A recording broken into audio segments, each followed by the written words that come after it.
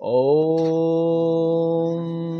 विश्वानि देव सवितर्दुरितानि परासुव यद्भद्रं तन्न आसुव। प्रिय ब्रह्मचारी पूज्यवर आचार्य जी, যত প্রকার বিদ্যা পৃথিবীতে বিস্তৃত হইয়াছে, ওই সমস্ত আর্যাবর্ত হইতে মিশরীগণ, মিশরীয় দিগের নিকট হইতে গ্রীকগণ, গ্রীকদের নিকট হইতে রোমকগণ, রোমক দিগের নিকট হইতে অন্যান্য ইউরোপীয় দেশে ও ইউরোপ হইতে আমেরিকা প্রভৃতি দেশে বিস্তৃত হইয়া পড়িয়াছে। এখন পর্যন্ত আর্যাবর্তে সংস্কৃত বিদ্যার যত প্রচার আছে, অন্য কোনো দেশে তত নাই। যাহারা বলে যে জার্মানিতে সংস্কৃতের বহুল প্রচার আছে এবং মোক্স মুলার সাহেব যত সংস্কৃত অধ্যয়ন করিয়াছেন, অন্য কেহ তত করেন নাই, ইহা কেবল কথার কথা মাত্র। কারণ ইয়স্মিন দেশে দ্রুমো নাস্তি তত্রৈরণ্ডোপি দ্রুমায়তে, অর্থাৎ যে দেশে কোনো বৃক্ষ নাই, সে দেশে এরণ্ডকেই বৃহৎ বৃক্ষ বলিয়া মানিয়া লওয়া হয়। সেইরূপ ইউরোপে সংস্কৃতের প্রচার না থাকাতে জার্মানগণ এবং মোক্স মুলার সাহেব যৎ সামান্য যাহা পাঠ করিয়াছেন, তাহাই সে দেশের পক্ষে অধিক।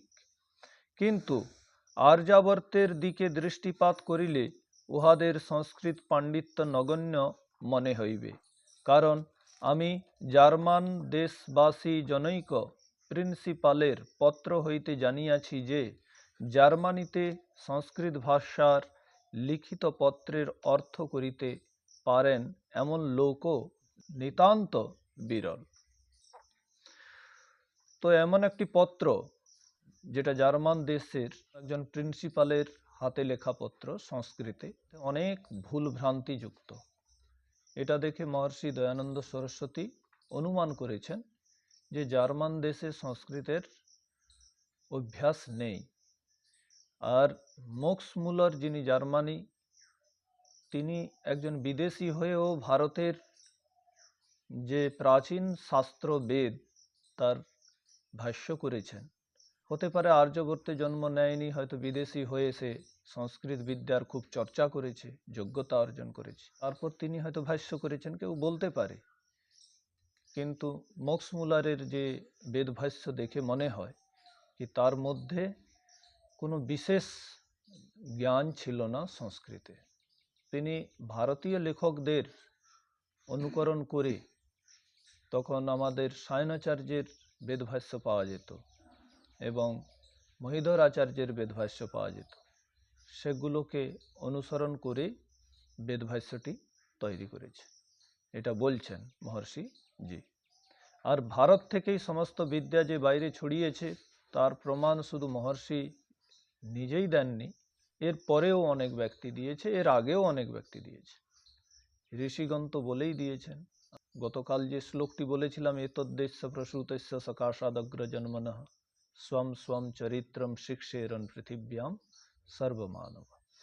এই দেশ থেকেই যারা অগ্রজ পুরুষ ছিলেন, ঋষি মহর্ষিদের কাছ থেকে দেশ বিদেশ থেকে লোকেরা তার চরিত্রের শিক্ষা নিয়ে যেত। এমনকি অন্যান্য শাস্ত্র, ভূগোল বিদ্যা, খগোল বিদ্যা, রসায়ন শাস্ত্র, ভৌত শাস্ত্র, গণিত শাস্ত্র, চিকিৎসা শাস্ত্র সব কিছু অধ্যয়ন করে যেতেন। তাহলে এটা বোঝা যাচ্ছে যে এইখান থেকেই, আর্যবর্ত থেকেই প্রথমে বিদ্যা কোথায় যায়? মিশরে যায়। একজন প্রফেসর আছে যিনি বলেছেন কি, it is hardly contested that the source of knowledge is to be found in India, thence in all probability the sacred teaching spread into Egypt, found its way to ancient Persia and Chaldea, permitted into Hebrew races and crept into Greece and the south of the Europe and finally reached in China and even America. তো তার মানে ভারত থেকেই প্রথমে যে বিদ্যা মিশরে গিয়েছে, আর মিশরীদের কাছ থেকে গ্রিকে গিয়েছে, গ্রিকদের থেকে রোমকে গিয়েছে, মানে রোমানদের মধ্যে প্রচার হয়েছে। তারপর রোমক দিগের নিকট হইতে অন্যান্য ইউরোপীয় দেশে ও ইউরোপ হইতে আমেরিকার প্রভৃতি দেশে বিস্তৃত হয়, ছড়িয়ে যায়, সেই কথা বলা হয়েছে। মক্স মুলার সাহেবের সংস্কৃত সাহিত্য ও কিঞ্চিত বেদ ব্যাখ্যা পাঠ করিয়া আমি জানিতে পারিয়াছি যে তিনি নানা স্থলে আর্যাবর্তীয় টিকাকার দিগের টিকা দেখিয়া যেমন তেমন করিয়া একটা কিছু লিখিয়াছেন। উদাহরণস্বরূপ युञ्जन्ति ब्रध्नमरुषं चरन्तं परितस्थुषः रोचन्ते রোচনাদেবী। ঋগ্বেদের মন্ত্রটির যে ব্রধ্নম পদ আছে, এই পদের অর্থ অশ্ব করিয়াছেন। ইহা অপেক্ষা সায়নাচার্য যে সূর্য অর্থ করিয়াছেন উহা উত্তম, কিন্তু ইহার প্রকৃত অর্থ পরমাত্মা। ইহা মত প্রণীত ঋগ্বেদাদি ভাষ্য ভূমিকা গ্রন্থে দ্রষ্টব্য। উক্ত গ্রন্থে এই মন্ত্রের ব্যাখ্যা করা হইয়াছে। সংস্কৃতে জার্মান দেশেও মক্সমুলার সাহেবের পাণ্ডিত্য কতটুকু তাহা এই দৃষ্টান্ত হইতেই বুঝিতে পারা যাইবে। তো একটি ঋগ্বেদের মন্ত্র युञ्जन्ति ব্রধ্নম মরুষম চরন্তম পরিতস্থুষঃ রোচন্তে রোচনাদেবী, এই মন্ত্রতে ব্রধ্নম পদটির অর্থ তিনি অশ্ব করিয়াছেন, যখন কি এর বাস্তবিক অর্থ ঈশ্বর পরক হওয়া উচিত। এর অর্থটা হচ্ছে ঈশ্বর হওয়া উচিত। আর এটা আমাদের যে সায়নাচার্য আছেন, যিনি এর আগে ভাষ্য করে গেছেন, তিনি এর অর্থ সূর্য করেছেন। মহর্ষিজি বলছেন যে সে সূর্য অর্থটা তো তবু প্রাসঙ্গিক হয়, কিছুটা মিল খায়, কিন্তু ঘোড়া অর্থ আদৌ মিল প্রসঙ্গের সাথে কোথাও মিল খায় না। তো এই জন্য মহর্ষিজি বলছেন যে মক্সমুলারের এর দ্বারা বোঝা যাচ্ছে যে তার সংস্কৃত বিদ্যায় কতটুকখানি পাণ্ডিত্য। ইহা নিশ্চিত যে পৃথিবীতে যত বিদ্যা ও যত মত প্রচারিত হইয়াছে, ওই সকল আর্যাবর্ত দেশ হইতেই হইয়াছে। দেখো, গোল্ডস্টাকার নামক ফরাসি দেশীয় জনৈক সাহেব তৎপ্রণীত বাইবেল ইন ইন্ডিয়া নামক গ্রন্থে লিখিতেছেন যে আর্যাবর্ত সমস্ত বিদ্যা কল্যাণের ভাণ্ডার, সমস্ত বিদ্যা ও সমস্ত মত এই দেশ হইতেই বিস্তৃত হইয়াছে। প্রফেসর গোল্ডস্টাকার বাইবেল ইন ইন্ডিয়া গ্রন্থে তিনি পরমেশ্বরের নিকট প্রার্থনা করিতেছেন, হে পরমেশ্বর, পূর্বকালে আর্যাবর্ত যেরূপ উন্নত ছিল, আমাদের দেশকেও সেই রূপ করুন। তাহার লেখা উক্ত গ্রন্থে দ্রষ্টব্য। বাদশাহ দারা শিকোহ ও নিশ্চিত রূপে জানিয়াছিলেন যে সংস্কৃত ভাষায় যেমন পূর্ণ বিদ্যা আছে, তদ্রূপ অন্য কোনো ভাষায় নেই। তিনি উপনিষদের অনুবাদ লিখিতেছেন, আমি আরবি প্রভৃতি অনেক ভাষা অধ্যয়ন করিয়াছি, কিন্তু তাহাতে মনের সংশয় দূর হয় নাই এবং আমি আনন্দ পাই নাই। যখন সংস্কৃত পড়িলাম ও শুনিলাম, তখন নিঃসংশয় হইয়া পরম আনন্দ লাভ করিলাম। দারা শিকোহ বাদশাহ কে ছিলেন? ঔরঙ্গজেবের ভাই, বড় ভাই, দাদা। আর এদিকে তোমার ওর বাবা কে ছিল? শাহজাহান, শাহজাহার বড় পুত্র। কাশীর মান মন্দিরে শিশুমার চক্র দেখো, ইহার সম্পূর্ণ রক্ষণাবেক্ষণ না থাকিলেও ইহা কেমন সুন্দর। ইহা দ্বারা আজ পর্যন্ত খগোলের অনেক বৃত্তান্ত জানা যায়। যদি সবাই জয়পুরাধীশ ইহার সংরক্ষণ ও ভগ্ন অংশগুলির পুনর্নির্মাণ করেন, তবে অতি উত্তম কার্য হইবে। জয়পুরাধীশ মানে জয়পুরের রাজা। তো মহর্ষিজি আগ্রহ করেছেন, যদি জয়পুরের রাজা এই শিশুমার চক্রটিকে সংরক্ষণ করার ব্যবস্থা করে, তাহলে অতি উত্তম হবে, আমাদের প্রাচীন ইতিহাস সুরক্ষিত থাকবে। এটা কোথায় আছে? কাশীর মান মন্দিরে শিশুমার চক্র। তোমরা কোনোদিন গিয়ে থাকবে, দেখে আসবে। শিশুমার চক্রের উপরে খগোল শাস্ত্র লিপিবদ্ধ আছে। খগোল মানে আকাশের গ্রহ নক্ষত্র, সেগুলো চিত্রিত আছে, যার দ্বারা অনেক বিদ্যা প্রস্ফুটিত হয়। মহাভারতের যুদ্ধ এই সর্বশ্রেষ্ঠ দেশকে এরূপ আঘাত করিয়াছে যে আজ পর্যন্ত ইহা তাহার পূর্বাবস্থায় উপনীত হইতে পারে নাই। ভাই ভাইকে হত্যা করিলে যে সর্বনাশ হইবে তাহা সন্দেহ কি? বিনাশকালে বিপরীত বুদ্ধি, বিনাশকালে বিপরীত বুদ্ধি, ইহা কোনো কবির বচন। বিনাশকাল নিকটবর্তী হইলে বুদ্ধি বিপরীত হইয়া থাকে, তাহাতে মনুষ্য বিপরীত কার্য করে।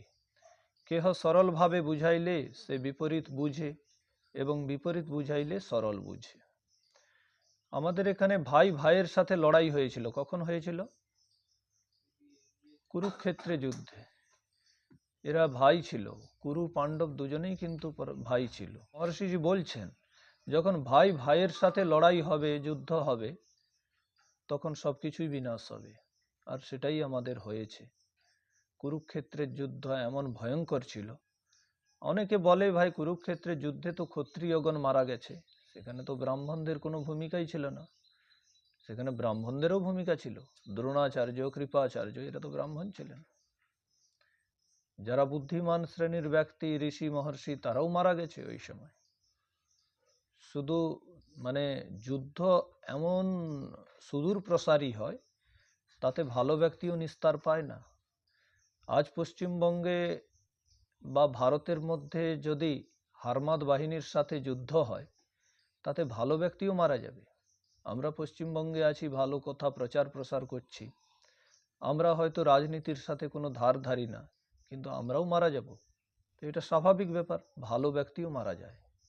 তো কুরুক্ষেত্রে যুদ্ধে যখন ভালো ব্যক্তি মারা যায়, ঋষি মহর্ষিগণের একটা বিশাল অভাব হয়। তখন অল্প বিদ্যা ভয়ঙ্করী, যারা সামান্য বিদ্যা রাখত, তারাই নিজেকে ব্রাহ্মণ বলে প্রচার করেছে, এবং বিদ্যা প্রচারে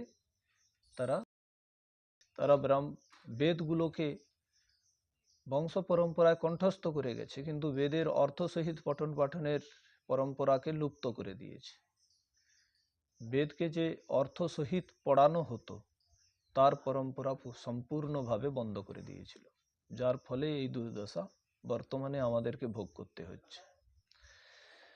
এরপরে কি বলছে? বহু প্রসিদ্ধ বিদ্বান রাজা মহারাজা এবং ঋষি মহর্ষিগণ মহাভারতের যুদ্ধে নিহত হইয়াছিলেন, এবং অনেক স্বয়ং মৃত্যু মুখে পতিত হইয়াছিলেন। তাহার ফলে বিদ্যা ও বেদোক্ত ধর্মের প্রচার নষ্ট হইয়া যায়। সকলে পরস্পর ঈর্ষা, দ্বেষ এবং দম্ভ প্রকাশ করিতে থাকে। সেই সময় যিনি শক্তিশালী হইলেন, তিনিই দেশকে বশীভূত করিয়া রাজ্য অধিকার করিলেন। এইরূপে আর্যাবর্তে সর্বত্র খণ্ড খণ্ড রাজ্য প্রতিষ্ঠিত হয়। সে অবস্থায় দ্বীপ দ্বীপান্তরের রাজ্য ব্যবস্থা কে করে? ব্রাহ্মণ বিদ্যাহীন হইলে ক্ষত্রিয়, বৈশ্য এবং শূদ্রগণ যে বিদ্যাহীন হইবে, সে বিষয় বলিবার কি আছে? যখন ব্রাহ্মণ বিদ্যাহীন হবে, তখন ক্ষত্রিয়, বৈশ্য, শূদ্রগণও তো বিদ্যাহীন হবে। যারা পড়াতে পারত, তারা যদি বিদ্যাহীন হয়, যদি শিক্ষক বিদ্যাহীন হয়, ছাত্ররাও বিদ্যাহীন হওয়ার সম্ভাবনা আছে। স্বাভাবিক ব্যাপার। পরম্পরা ক্রমে অর্থ সহিত বেদাদি শাস্ত্র পাঠ করিবার যে প্রথা ছিল, তাহাও লুপ্ত হইল। ব্রাহ্মণগণ কেবল জীবিকার্থ যাহা পাঠ মাত্র করিতেন, তাহাও ক্ষত্রিয় প্রভৃতিকে শিক্ষা দিতেন না।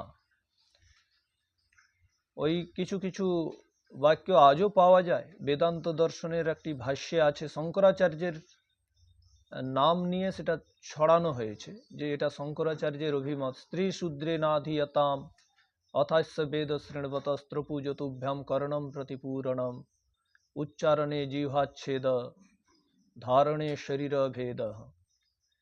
সেই যে যদি স্ত্রী শূদ্র বেদ পড়বে না, যদি তারা লুকিয়েও বেদ মন্ত্র শুনে নেয়, তো তার কানে সীসা লাক্ষা গলিয়ে ঢেলে দাও, উচ্চারণ করলে তার জিভ কেটে দাও।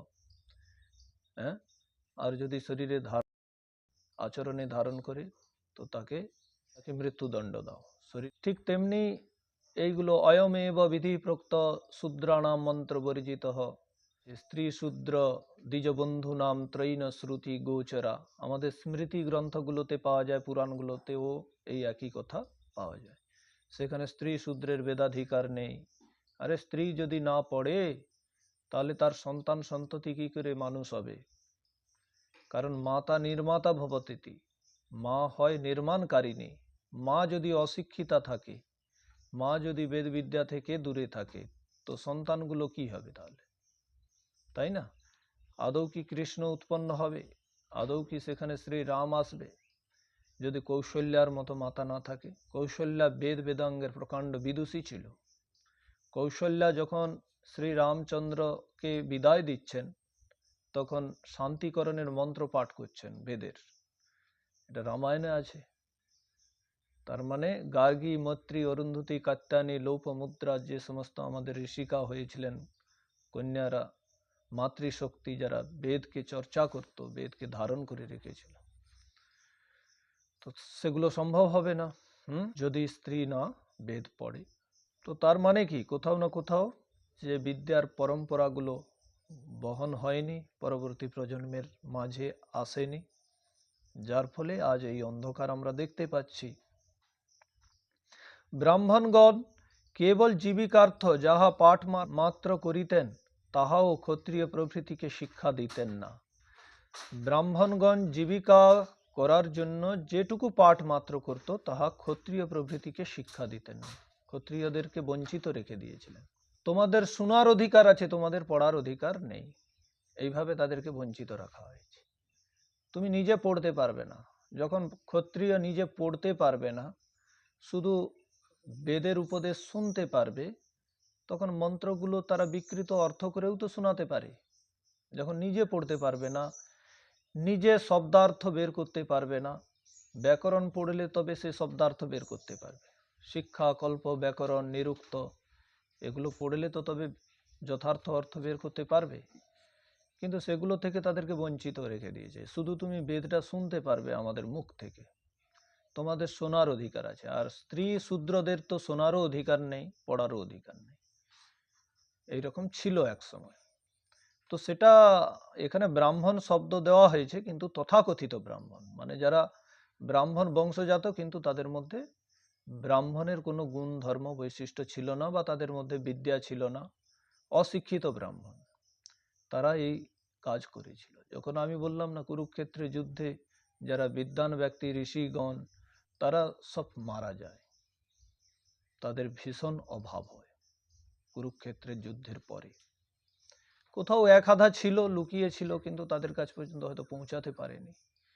হ্যাঁ, পুরো সিস্টেমকে ধারণ করতে গেলে অনেক আচার্য প্রয়োজন, অনেক ব্রাহ্মণ প্রয়োজন, অনেক বিদ্বানের প্রয়োজন। এক দুজন ব্যক্তি কোথাও লুকিয়ে থাকলে তার দ্বারা পুরো সিস্টেমকে ব্যবস্থিত করা সম্ভব নয়, চালানো সম্ভব নয়। তো গুরু বিদ্যাহীন হইলে ছলনা, কপটতা এবং অধর্ম বৃদ্ধি পাইতে লাগিল। ব্রাহ্মণগণ ভাবিলেন, নিজেদের জীবিকা উপার্জনের ব্যবস্থা তো করিতে হইবে। সুতরাং তাহারা সকলে সহমত হইয়া স্থির করিলেন এবং ক্ষত্রিয় প্রভৃতিকে এই বলিয়া উপদেশ দিতে লাগিলেন, আমরাই তো তোমাদের পূজ্য দেব। দৈবাধীনম জগৎ সর্বম মন্ত্রাধীনস্তু দেবতা, তে মন্ত্রাহ ব্রাহ্মণাধীনস তস্মাৎ ব্রাহ্মণং দৈবতম। এরকম শ্লোকগুলো পাওয়া যায়। দেবতার অধীনে এই সমস্ত জগৎ। দেবতা কার অধীনে? না মন্ত্রের অধীনে। তে মন্ত্রা ব্রাহ্মণাধীনস, বলছে ব্রাহ্মণের অধীনে হচ্ছে সমস্ত মন্ত্র, তাই ব্রাহ্মণই হচ্ছে দেবতা। এই শ্লোকগুলো আজও পাওয়া যায়। তার মানে এটা মহর্ষিজি একদম ভুল বলছেন না, সঠিক কথা বলছেন। তো আমাদের সেবা ব্যতীত তোমাদের স্বর্গলাভ অথবা মুক্তি লাভ হইবে না। আমাদের সেবা না করিলে তোমরা ঘোর নরকে পতিত হইবে। ব্রাহ্মণরা এইভাবে প্রচার করলো। যাদের কাছে অল্প বিদ্যা ছিল, অতটা শিক্ষা ছিল না, ভাই মানুষ পূজা তো এমনি করাই শুরু করে দেবে যদি তাদের কাছে বিদ্যা হয়। ভালো বিদ্যা দিলে প্রত্যেকেই তার চরণ স্পর্শ করবে, তার পূজা করবে। এদিকে এরা বেদ পঠন পাঠন বন্ধ করে দিল। হ্যাঁ, বেদের নামে বিদ্রূপ অর্থগুলো তৈরি করে প্রচার করতে শুরু করলো, আর বলল আমরাই তো সাক্ষাৎ দেবতা, আমাদের কণ্ঠে মন্ত্র রয়েছে, তোমরা আমাদের পূজা করো, এইভাবে প্রচার করল। সর্বমান্য বেদ এবং ঋষি মুনিদের শাস্ত্রে লিখিত ছিল যে পূর্ণ বিদ্যা ধার্মিক দিগের নাম ব্রাহ্মণ। ঋষি মুনিদের শাস্ত্রে এটাই নাকি লেখা আছে যে পূর্ণ বিদ্যা এবং ধার্মিকও হবে। তার মানে ওই ব্রাহ্মণের যে 9টি গুণ আছে, সম দম তপ শৌচম শান্তির আর্জবমেবচ জ্ঞানম বিজ্ঞানম আস্তিক্যম ব্রাহ্ম কর্ম স্বভাবজম, সেই 9টা স্বভাবজাত গুণ অবশ্যই তার থাকা দরকার, তবেই তাকে ব্রাহ্মণ বলা হবে। কিন্তু যারা সেই ব্রাহ্মণের গুণকে ধারণ করেনি, সমস্ত শাস্ত্রগুলোকে অধ্যয়ন করেনি, তারাই নিজেকে ব্রাহ্মণ বলে দাবি করল। কিন্তু সেই নাম মূর্খ, বিষয়াসক্ত, কপট, লম্পট, অধার্মিকগণ নিজের উপরে আরোপ করিয়া লইল। হায় রে, আপ্তবিদ্বান দিগের লক্ষণ কি এ সকল মূর্খের মধ্যে কখনো ঘটিতে পারে? দেখো, মহর্ষি দয়ানন্দ সরস্বতী নিজেও উদিচ্চ ব্রাহ্মণ কুলে জন্ম নিয়েছেন। তিনি এত বড় বলার ধৃষ্টতা কি করে করেছেন? তার মানে তিনি একজন নির্ভীক ব্যক্তিত্ব ছিলেন। তিনি পক্ষপাত করেননি, নিজে ব্রাহ্মণ কুলে জন্ম নিয়েছেন, অথচ তৎকালীন যে তথাকথিত ব্রাহ্মণ সম্প্রদায়কে সমালোচনা করছেন, তাকে ঠেস পৌঁছিয়ে কথা বলছেন যে এক শ্রেণীর ব্যক্তি ছিল যারা নিজের পূজা পাওয়ার জন্য বেদের কদর্থ করেছে, বেদাধিকার থেকে অন্যান্য বর্ণদের আলাদা করে রেখেছিল। এই সমস্ত জিনিসগুলো যথাতথ্য সমালোচনা করছেন মহর্ষিজি, কোনো পক্ষপাত করেননি। তারপরে কি আছে? হায় রে, আপ্তবিদ্বান দিগের লক্ষণ কি এ সকল মূর্খের মধ্যে কখনো ঘটিতে পারে? যখন ক্ষত্রিয় প্রভৃতি যজমান সংস্কৃত বিদ্যায় সম্পূর্ণ অজ্ঞ হইলেন, তখন তাহাদিগের নিকট যে সকল অলিক গল্প বলা হইত, সেই সকল হতভাগ্যের দল তাহা বিশ্বাস করিত। সামান্য মানুষ, বেদ থেকে অন্ধ, শাস্ত্র থেকে অন্ধ, তারা শাস্ত্র জানে না, শাস্ত্রের ভাষা জানে না, তাদের কাছে ব্রাহ্মণগণ অলিক কল্পকাহিনীগুলো বানিয়ে যেভাবে ছড়িয়েছে, প্রচার করেছে, সেগুলো সবাই বিশ্বাস করতে শুরু করল। সেই সময় হইতে এই তথাকথিত ব্রাহ্মণ দিগের বিশেষ সুবিধা হইতে লাগিল। তাহারা সকলকে নিজেদের বাগজালে জড়িত করিয়া বশীভূত করিলেন এবং বলিতে লাগিলেন, ব্রহ্মবাক্য জনার্দনঃ।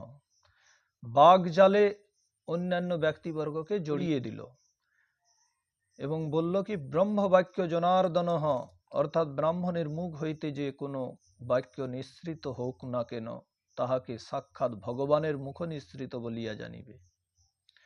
এটা বোঝা যাচ্ছে, যখন জ্ঞানান্ধ অথচ ধনাঢ্য ক্ষত্রিয়াদি শিষ্য জুটিতে লাগিল। সত্যার্থ প্রকাশের 2য় সমুল্লাসে লিখেছে, আঁককে অন্ধে গাঁটকে পুরে, মানে যে ব্যক্তি অন্ধ, সত্য অসত্য নিশ্চয় করতে বিদ্যাহীন, অন্ধকারে পড়ে রয়েছে, কিন্তু হাতে প্রচুর টাকা রয়েছে, তাদেরকে বলে আঁককে অন্ধে গাঁটকে পুরে। তাদেরকেই বলা হয় জ্ঞানান্ধ অথচ ধনাঢ্য। ক্ষত্রিয়াদি শিষ্য জুটিতে লাগিল, তখন তথাকথিত ব্রাহ্মণ নামধারীগণ যেন বিষয়ানন্দের উপবন লাভ করিল। তারা ভাবলো, এ তো সব কিছু পাওয়া গেল, এরা সবাই আমাকে সম্মান করবে, এদের কাছ থেকে টাকা বের করো, টাকা ঝাড়ো, বিষয় সম্পত্তি ঝেড়ে নাও, শাস্ত্রের যথাতথা ব্যাখ্যা শুনিয়ে এদের রাজ্য নিয়ে নাও। তো এইভাবেই তারা ভোগ করত।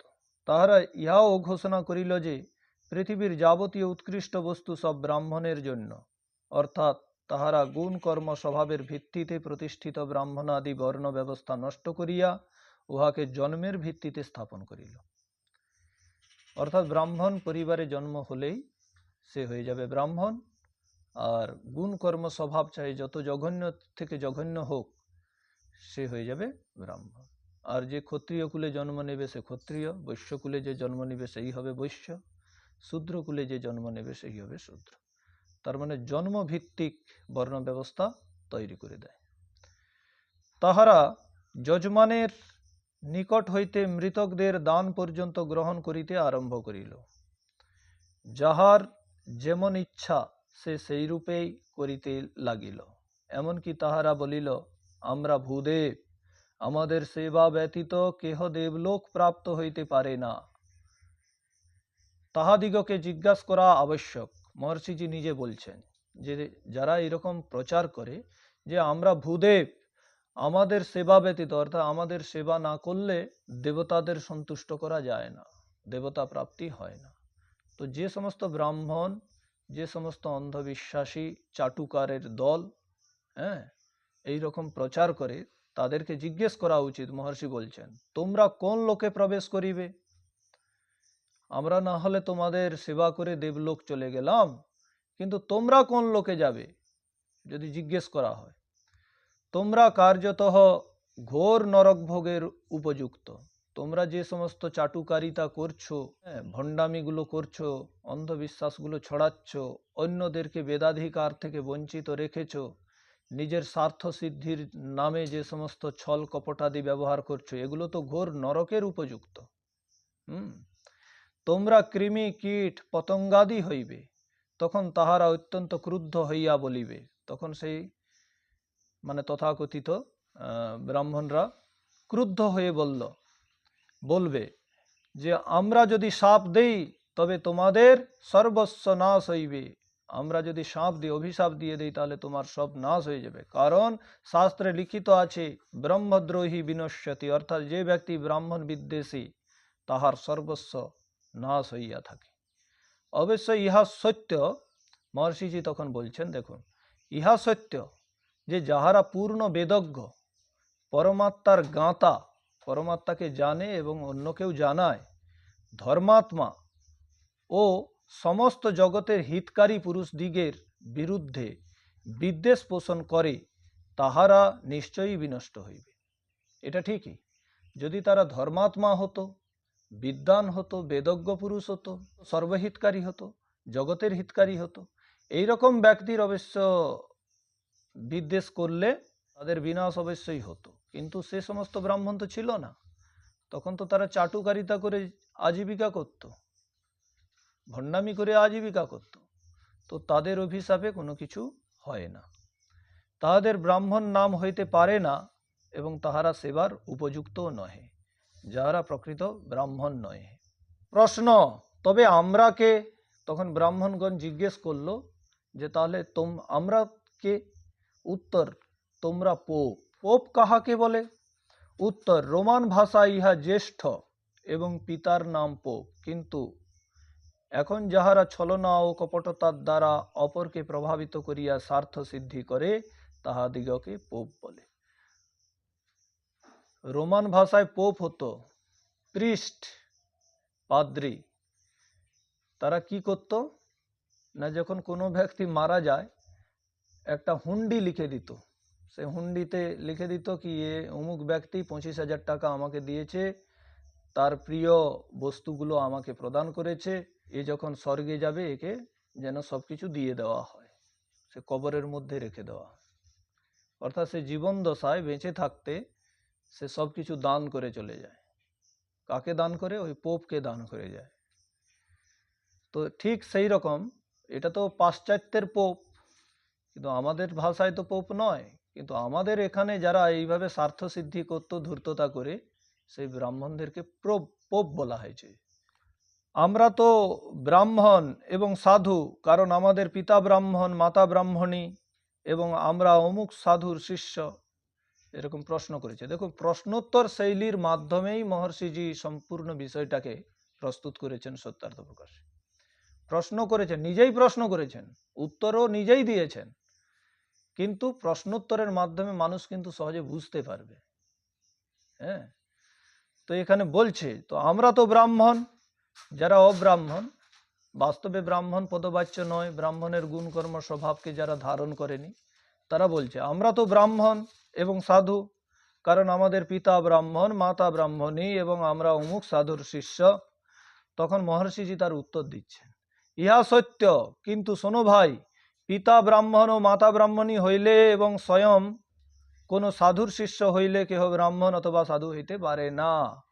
কিন্তু যাহারা পরহিতকারী, তাহারা নিজ গুণ কর্ম স্বভাব দ্বারাই ব্রাহ্মণ এবং সাধু হইয়া থাকে।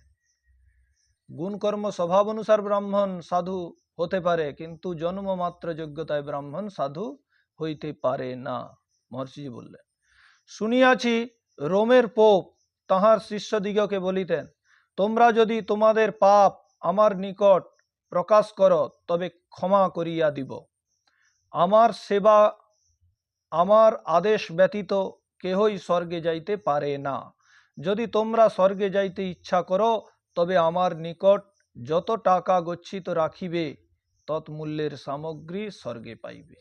ইহা শুনিয়া যখন কোনো জ্ঞানান্ধ ধনাঢ্য ব্যক্তি স্বর্গে যাইবার ইচ্ছা করিয়া পোপকে প্রচুর ধন দিত, তখন তিনি যিশু ও মেরির মূর্তির সম্মুখে দাঁড়াইয়া এইরূপ হুন্ডি লিখিয়া দিতেন।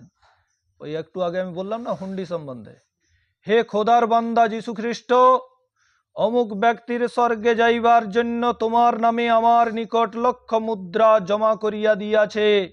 সে স্বর্গে উপস্থিত হইলে তুমি তোমার পিতার স্বর্গরাজ্যে পঞ্চবিংশ সহস্র মুদ্রা মূল্যের যানবাহন, ভৃত্য, পঞ্চবিংশ সহস্র মুদ্রার ভোজ্য পানীয় ও বস্ত্রাদি এবং পঞ্চবিংশ সহস্র মুদ্রা আত্মীয় স্বজন ভাই বন্ধু প্রভৃতির নিমন্ত্রণের জন্য প্রদান করাইবে।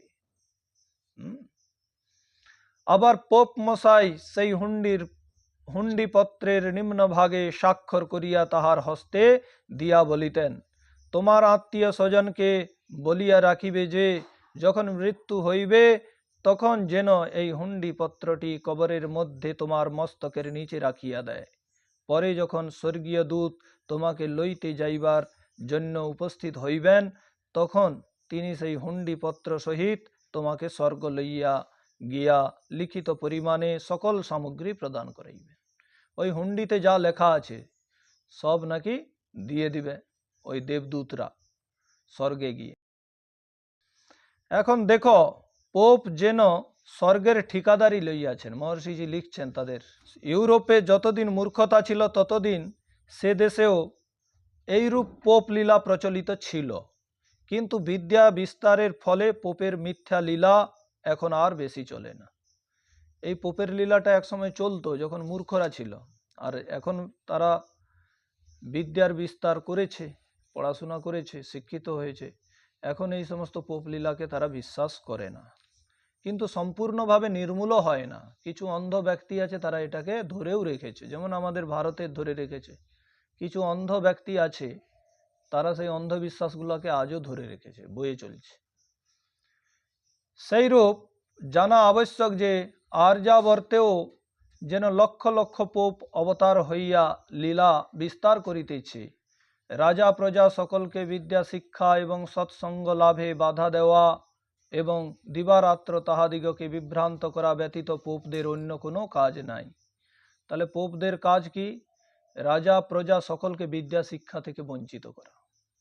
আমাদের ভারতীয় পোপ যারা ভারতে সেই ব্রাহ্মণ পদবাচ্য, যাদেরকে ব্রাহ্মণ বলা হয়, তথাকথিত ব্রাহ্মণ, তো তাদেরকে মহর্ষিজি বলছে পোপ, যারা সৎসঙ্গ লাভে বাধা দেয়, বিদ্যা শিক্ষা লাভে বাধা দেয় অন্যান্য বর্ণের মানুষদেরকে।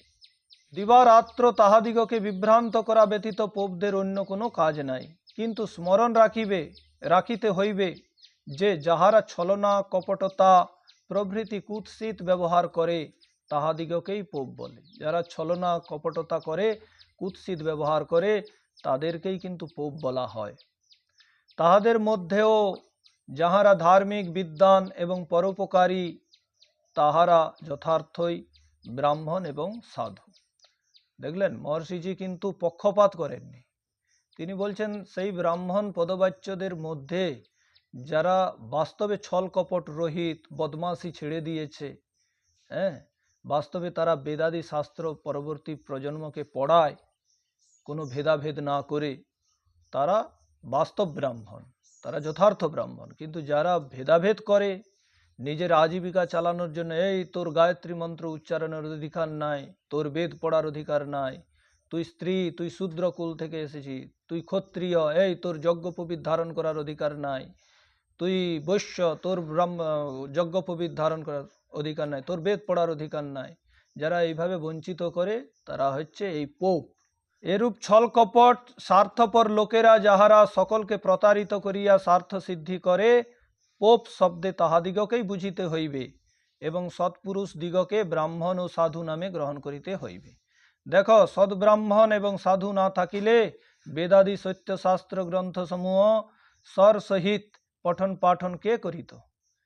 যদি সৎ সাধু সৎ ব্রাহ্মণ যদি না থাকতো, সস্বর বেদ পাঠী আজ যারা বেদকে ধারণ করে রেখেছে, সেই ঋগ্বেদী, দ্বিবেদী, ত্রিবেদী, চতুর্বেদী, দক্ষিণ ভারতের কিছু ব্রাহ্মণ আছে, নেপালে কিছু ব্রাহ্মণ আছে, যারা বংশ পরম্পরায় বেদকে কণ্ঠস্থ করে রেখেছে। যদি ব্রাহ্মণ সবাই খারাপ হতো, তাহলে তো এই বেদ সুরক্ষিত থাকতো না। কিছু ব্যক্তি আছে তারা বংশ পরম্পরায় সেই বেদটাকে ধরে রেখেছে, এই জন্য তাদেরকে পোপ বলা উচিত হবে না, তারা বাস্তবেই ব্রাহ্মণ। দেখো, সদ্ব্রাহ্মণ এবং সাধু না থাকিলে বেদাদি সত্য শাস্ত্র গ্রন্থ সমূহ স্বর সহিত পঠন পাঠন কে করিত? এবং কেই বা জৈন, মুসলমান এবং খ্রিস্টান প্রভৃতির জাল হইতে নিজেকে মুক্ত রাখিয়া আর্যগণকে বেদাদি সত্য শাস্ত্রে শ্রদ্ধাশীল করিয়া বর্ণাশ্রমে রাখিত? ব্রাহ্মণ ও সাধু ব্যতীত কে উহা করিতে সমর্থ হইত?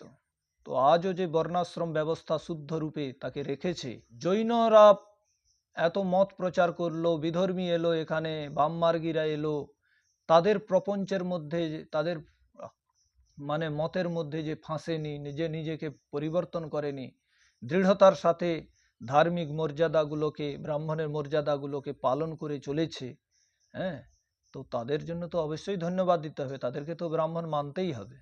এটা মহর্ষিজি বলছে। বিষাদপ্যমৃতম গ্রাহ্যম বালাদপি সুভাষিতম বিবিধানি চ শিল্পানি সমাদেয়ানি সর্বতঃ। এই শ্লোকটা কোথায় আছে? বিদুর নীতিতে আছে। বলছে বিষ থেকে, না এটা মনুস্মৃতিতেই আছে মনে হয়, যে বিষ থেকে তুমি অমৃতকে গ্রহণ করে নিবে। এটা তোমরা মুখস্থ করবে, এই শ্লোকটা খুব লাগবে। বিষাদপ্যমৃতম গ্রাহ্যম, বিষ থেকে তুমি অমৃতকে গ্রহণ করো, গ্রহণ করা উচিত। বালাদপি সুভাষিতম, বালক থেকেও তার সুভাষিত বচনকে গ্রহণ করে নেওয়া উচিত, ভালো ভাষণকে গ্রহণ করে নেওয়া উচিত। সে যদি ভালো কথা বলে সেটাকে গ্রহণ করতে হয়।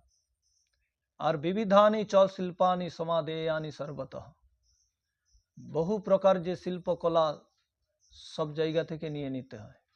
তারপরে কি বলা হয়েছে? বলে পোপ লীলা দ্বারা বিভ্রান্ত না হইয়া জৈন প্রভৃতি মত হইতে আর্যদের নিরাপদ থাকাকে বিষ পরিত্যাগ করিয়া অমৃত গ্রহণের ন্যায় গুণ মনে করিতে হইবে।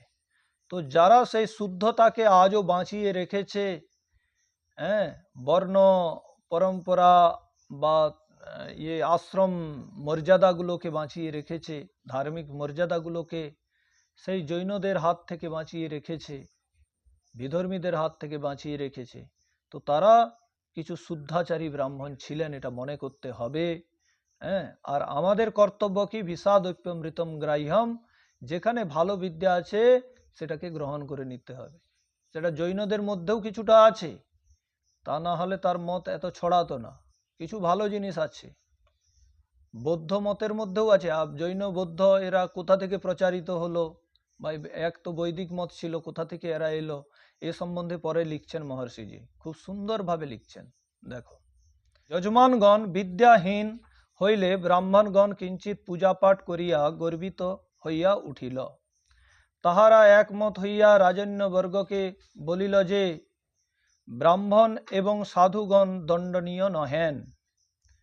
যজমানগণ, যারা আঁককে অন্ধে গাঁটকে পুরে, টাকা তো আছে কিন্তু ভাই অন্ধবিশ্বাসে যারা পড়ে রয়েছে, বেচারে পড়াশোনা করেনি, শিক্ষিত নয়, যাদেরকে পড়া থেকে, বেদ বিদ্যা থেকে বঞ্চিত রাখা হয়েছে, তো তারা কি করত না, কিঞ্চিত মাত্র ওই পূজা পাঠ করতো, কখনো যজ্ঞ করে নিত, হবন করে নিত, বাস ওতেই সন্তুষ্ট হয়ে থাকতো। তাহারা একমত হইয়া রাজন্যবর্গকে বলিল যে ব্রাহ্মণ এবং সাধুগণ দণ্ডনীয় নহেন।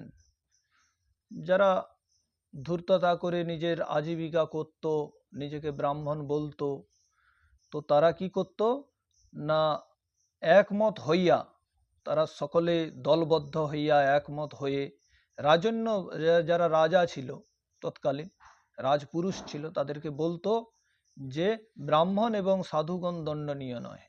ব্রাহ্মণ অপরাধ করুক তবু সে দণ্ডনীয় নয়, তাকে দণ্ড দেওয়া চলবে না। দেখো, প্রকৃত ব্রাহ্মণ এবং সাধুদের সম্বন্ধেই ব্রাহ্মণও ন হন্তব্য সাধুর ন হন্তব্য এইরকম বচনগুলো পাওয়া যায়।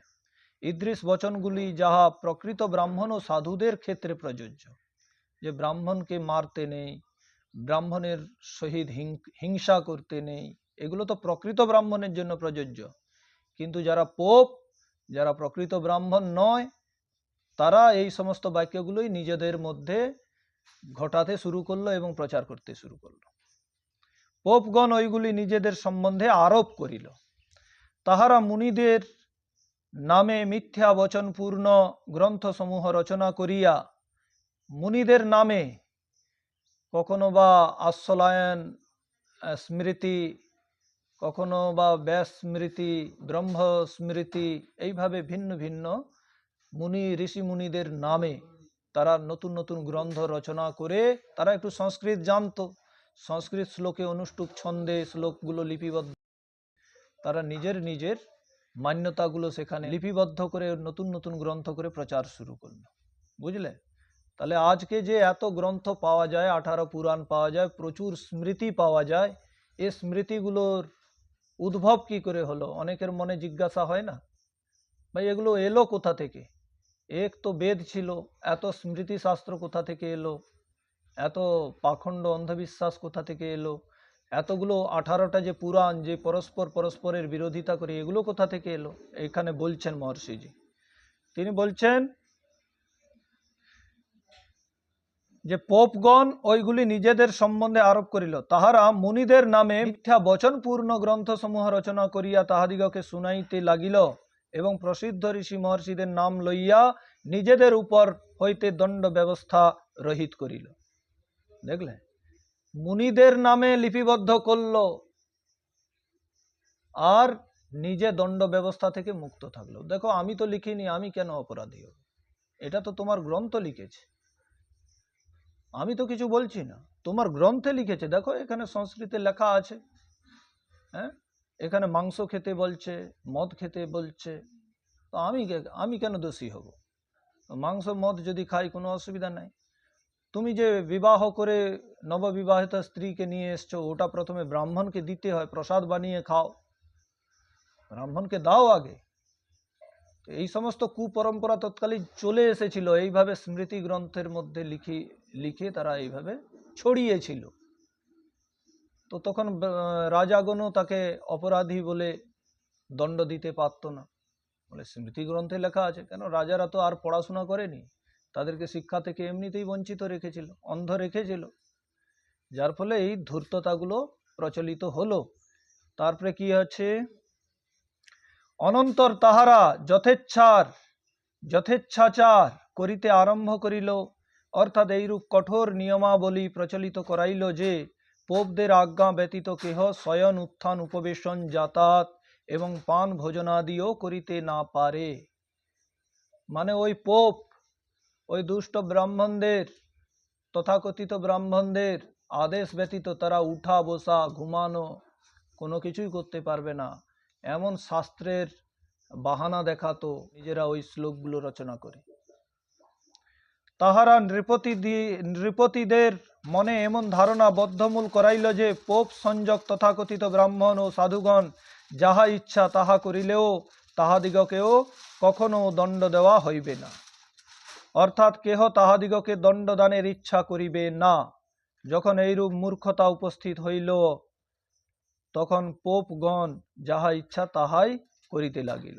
মহাভারতের যুদ্ধের 100 বৎসর পূর্ব হইতেই এই বিকৃতির সূত্রপাত হইয়াছিল, কারণ ওই সময়ে ঋষি মুনিগণ থাকা সত্ত্বেও আলস্য, প্রমাদ, ঈর্ষা বিদ্বেষের অঙ্কুর উৎপন্ন হইয়া ক্রমশঃ বৃদ্ধিপ্রাপ্ত হইতেছিল।